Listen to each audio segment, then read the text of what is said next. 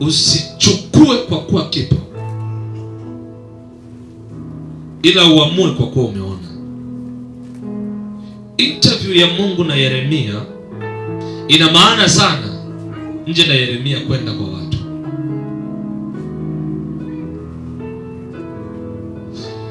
Nilikuwa nina kawaida ya kuwahudumia watu kiroho, alafu nina waacha. But siku hizi nimekuwa ni very dangerous katika kuwahudumia. Yaani nimekuwa ni hatari ya kiroho katika kuwahudumia. Kwa sababu nimefika level hata mgonjwa akionekana anataka kufa nakwambia akifa John die.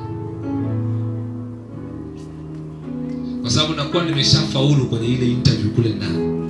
Kwa hiyo nakwambia kulingana na interview yangu niliyofanya. Amen.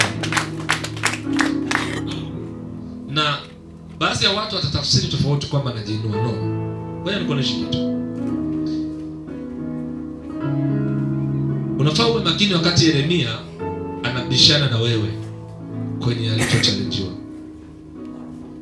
Juu Yeremia hata shindana na wewe kwenye unachomwambia. Atabishana na wewe kwenye alichofaulu. Yeye ndio anaona ufito wa mlozi.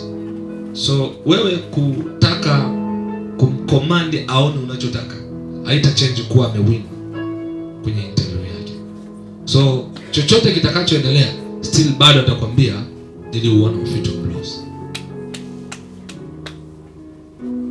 Amesha win kule na Mungu. Kwa hiyo hata uongee wewe vipi hata badilika kwa kuwa ameshashinda kule. Nataka mtu mmoja nielewe hapa. Yaani Yeremia ameshashinda kule wakati anaongea na Mungu kabla ya kuja kwako. Kwa hiyo anapokuambia Bwana anasema mabaya yatatokea au mema yatatokea, wewe ukasema haiwezi kuwa, hali imekuwa ngumu, mifumo inakataa, mazingira yanagoma.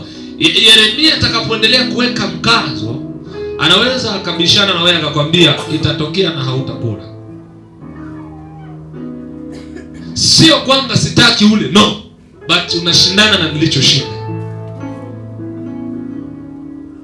Najaribu kuweka sawa hapo watu mnielewe vizuri. Mikaya aliwahi kumwambia mfalme fulani ya kwamba ukirudi kwa amani Bwana akusema kwa mimi. Yaani Mikaya anasema hivi kwa Kiswahili kizuri, man of God, nilishashinda kwenye maono kwa hiki unachotaka kukiendea.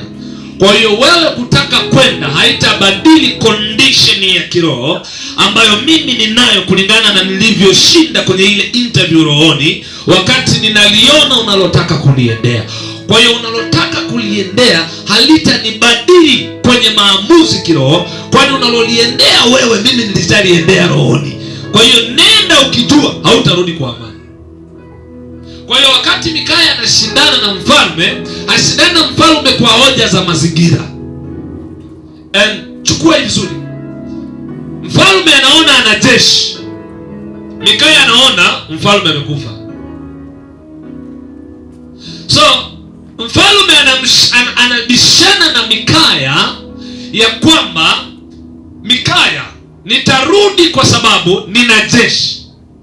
But Mikaya anashindana na mfalme kwamba hautarudi kwa sababu nilishinda kwenye ile interview ya kimungu, kuona ya kwamba hautarudi kwa amani, means utauawa huko. So usiende kwa sababu ya jeshi, nenda kwa sababu nimefunuliwa kwenye mti kabla ya kuula.